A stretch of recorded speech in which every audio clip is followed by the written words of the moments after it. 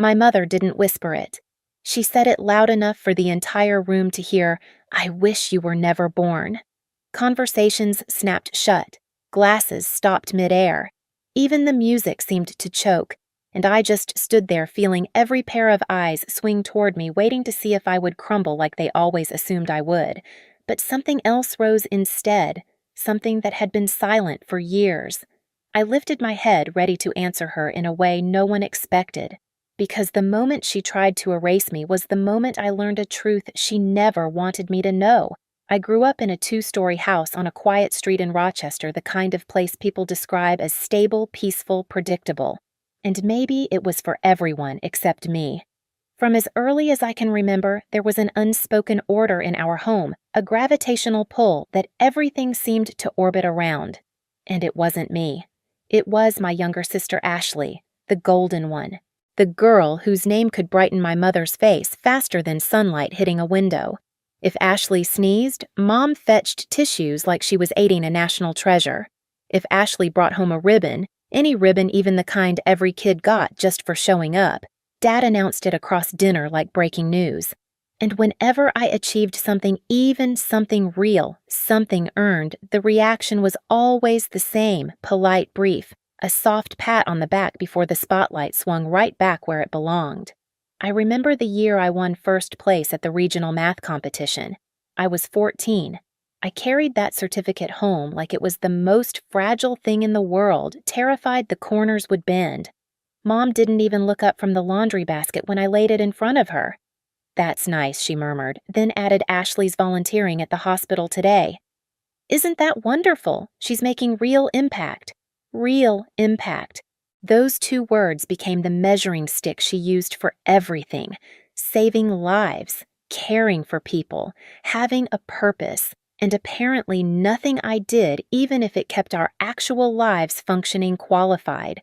But I kept going.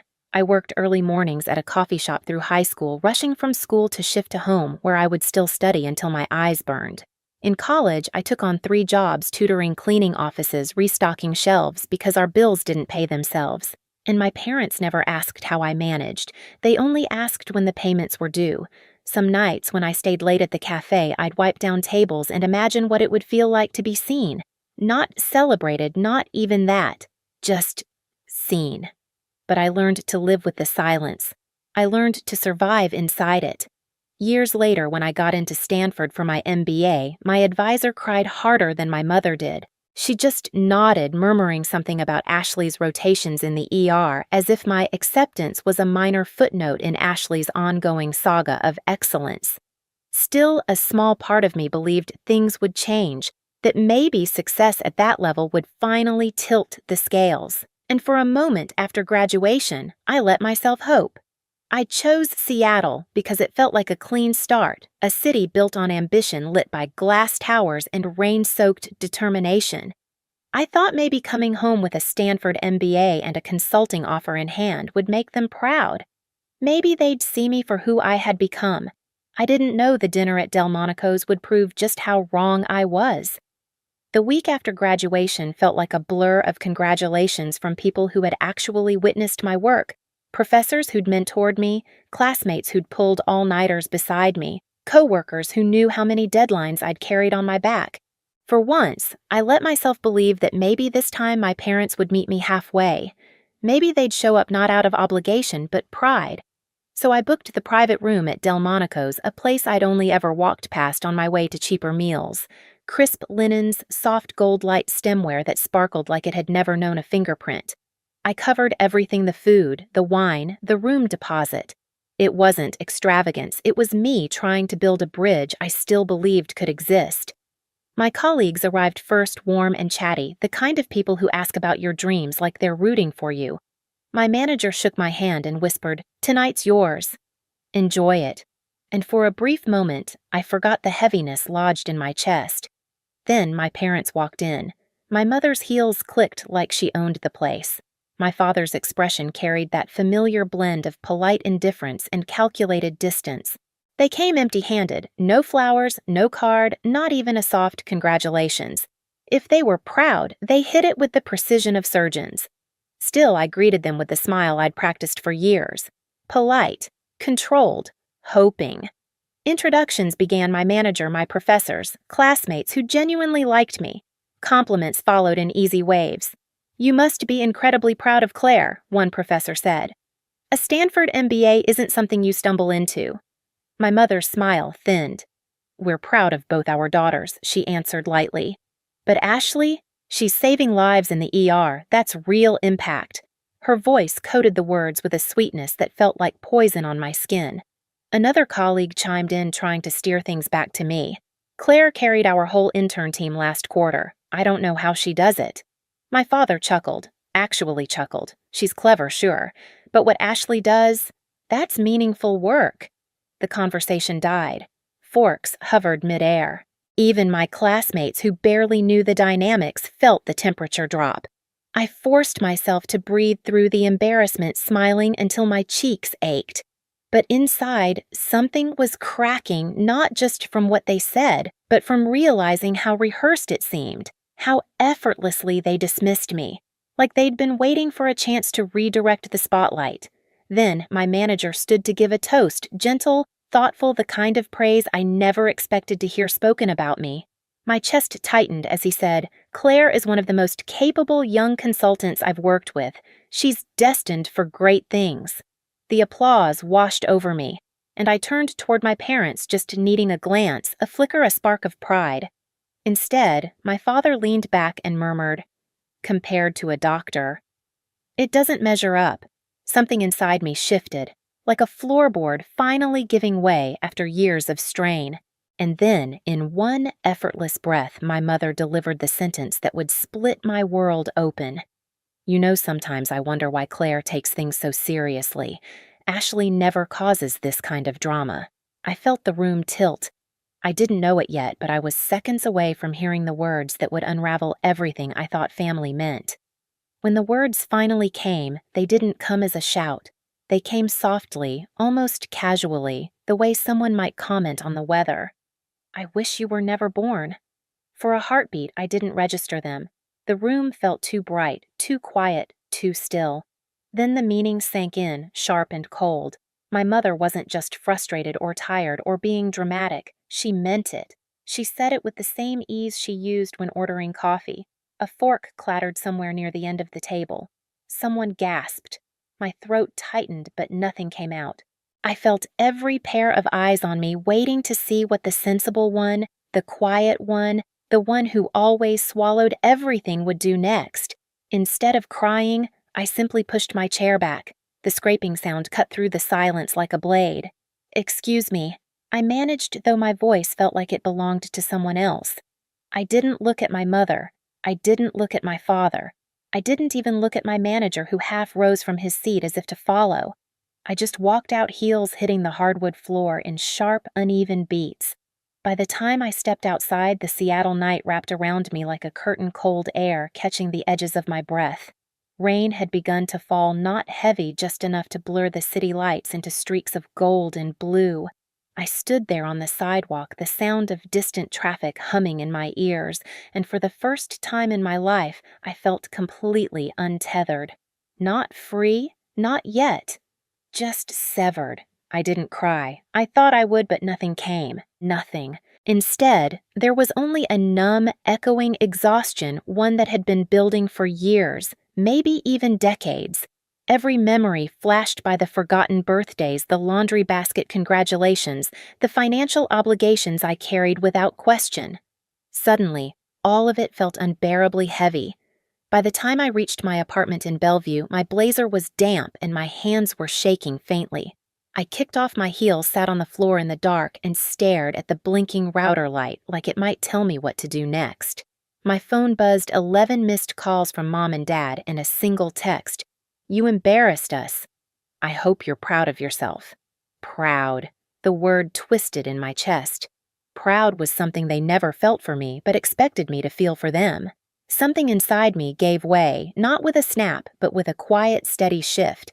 I opened my banking app. 3 automatic transfers waited in the queue: payments for my parents' utilities, Ashley's tuition, and the lingering portion of the family mortgage. For a second, my finger hovered. The old version of me, the one who lived on obligation, fought to breathe. Then I hit cancel. 1, 2, 3. Each confirmation clicked like a lock turning. The silence in my apartment changed. It wasn't empty anymore. It was peaceful. The next day, Michael showed up with takeout containers and a bottle of wine he pretended not to care about, but clearly did. "Just checking if you're still alive," he joked gently, stepping over the pile of books near my door. I sat on the floor again this time with him beside me, steam from the food rising like an anchor pulling me back into my body. I think I said slowly, "I'm done." He didn't interrupt. He didn't tell me to reconsider. He just nodded, eyes soft. "About time you saved yourself for once." Something steadied inside me. For the first time, I wasn't drowning. I was surfacing. 3 weeks passed without a single word from my parents. Not an apology, not an explanation, just silence. The kind of silence they had always demanded from me, except now it was pointed back at them sharp enough to cut. And strangely, I didn't miss them. Not the way a daughter is supposed to. I missed the idea of them, the version I kept trying to invent so I wouldn't feel alone. Letting go of that illusion was painful, but also clean. Work became my refuge. The restructuring project I'd been assigned swallowed entire days whole, but I didn't mind. For the first time, I wasn't pouring myself out just to be overlooked. People listened when I spoke. Clients deferred to my judgment. My manager handed me responsibility like he trusted me to carry it because he did. And when a local business magazine asked to feature the project, I said yes. I didn't mention my family in the interview. I didn't have to. The journalist said she wanted to highlight resilience, how you grow when the ground underneath you keeps shifting. When the article went live, my inbox filled with messages from strangers, people who had endured parents who only loved the version of them that stayed small. Their words felt like breadcrumbs on a path I didn't know I was following. But quiet is never permanent, not in families like mine. On a Tuesday afternoon, I came home after a 12-hour day, exhausted, still in heels, blazer slipping off my shoulder, and found 2 silhouettes through the frosted glass of my apartment door. For a moment, I thought it was a delivery. Then I heard my mother's voice. Claire opened the door. "We know you're there." My stomach dropped. I didn't move, not because I was afraid, because I no longer owed them urgency. When I finally opened the door, they swept inside without waiting for an invitation. Like my home was just another thing I maintained for them. My father took the couch. My mother paced once, then faced me with tight, brittle anger. "We need to talk," she said, "about Ashley." Of course it was about Ashley. It always was. My father folded his hands stiffly. Her internship ended unexpectedly. There were cuts. Her tuition balance is overdue, and if it isn't taken care of, she'll be asked to take a leave from the program. I didn't sit. I didn't blink. And my mother snapped, "We need your help." The audacity landed like a slap. They hadn't shown up to apologize. They hadn't shown up to ask how I was, or why I walked out of that restaurant, or what they had done to cause a fracture big enough to swallow our entire relationship. They came because they wanted me to fix their favorite daughter's life again. When I didn't answer immediately, my mother's tone sharpened. "Claire, don't be petty. Ashley is your sister." I laughed, short, bitter, not amused. "I paid her tuition for years. I covered your bills, the mortgage. I worked myself raw so this family didn't fall apart. And you stood in that restaurant and said you wished I'd never been born." My father straightened. "We were angry. You made a scene." "No," I said, stepping closer. "You made the scene. I just walked out of it." The air thinned between us. I could feel something inside me settling, solidifying into clarity. "You're our daughter," my mother said, her voice rising. "Family is family." I exhaled a long, steady breath. "You don't get to play that card now." Her eyes flashed. "Claire, you're being unreasonable. You owe." I cut her off. "I owe nothing." My father's face reddened. "We raised you." I shook my head. "You didn't raise me. You drained me." The words hit harder than I expected, maybe because it was the first time I'd ever said them out loud. My mother froze. My father's jaw clenched. For the first time in my life, they looked small. like two people standing in front of a truth they couldn't control. I walked toward the door, but not to leave, to open it. I held it wide, letting the hallway light spill into the room. "If you came here to apologize," I said quietly, "I'd listen." They said nothing, not a word. "But if you came to ask for more," I looked each of them in the eyes, steady and unshaken. "That conversation ended the night you disowned me." My mother scoffed, crossing her arms. "You're making a mistake. You'll regret this. Someday you'll realize you need your family." And that was the final shift, the moment everything in me aligned. A clarity so sharp it felt like breathing for the first time. I stood tall, taller than I'd ever felt in my life, and said the words I never imagined I'd have the strength to speak. "Consider me as if I never existed. Live your lives as though there was never a daughter named Claire." They went still. My father's lips parted. My mother's face blanched. The entire room, the tension, the air, the space between us froze like someone had pressed pause. They went silent, and for the first time, I wasn't the one shrinking inside that silence. I nodded toward the doorway. "It's time for you to leave." My mother hesitated, searching for some angle, some leverage she no longer possessed, but there was nothing left to take, nothing left to control. She turned sharply. My father followed slower, like a man walking away from a fire he didn't expect to spread. When the door finally clicked shut behind them, the quiet that filled the apartment wasn't empty. It was mine. In the days that followed, I waited for the familiar ache to return the guilt, the second-guessing the instinct to fix what wasn't mine to fix. But it never came. Instead, there was a strange stillness inside me, a quiet I'd spent my whole life chasing without knowing it. Work surged forward. Our project closed with results far beyond forecast, and when the client renewed the contract, my manager pulled me aside with a smile I hadn't seen directed at me since childhood. "You're ready," he said, handing me the leadership contract I had fought for without realizing it. This time, I didn't question whether I deserved it. The article went viral. Messages poured in from strangers who had grown up invisible like I had, people who whispered thank you for saying the words they couldn't. Reading their stories felt like standing in a room lit by faces I'd never met but somehow understood. One night, I stepped onto my balcony, the Seattle skyline pulsing softly beneath a layer of mist. I thought of the girl who spent years trying to earn love from people who refused to offer it freely. She was gone now. In her place stood someone steadier, quieter, but undeniably whole. On my last night of that long, unraveling season, I stood on my balcony with a glass of water, letting the cool air settle against my skin. Seattle glimmered below a scatter of lights reflecting off the bay like the world was quietly resetting itself. For the first time, I wasn't wishing for my parents to call or hoping for an apology that would never come. I wasn't rehearsing what I'd say if they did. I was simply breathing steady, unhurried, finally free. Maybe I was never the daughter they wanted, but I became the woman I needed. And if you've ever carried the weight of a family that couldn't see you know this, you are not alone. Share your story in the comments, and if you want more stories like this, hit subscribe so you don't miss the next one.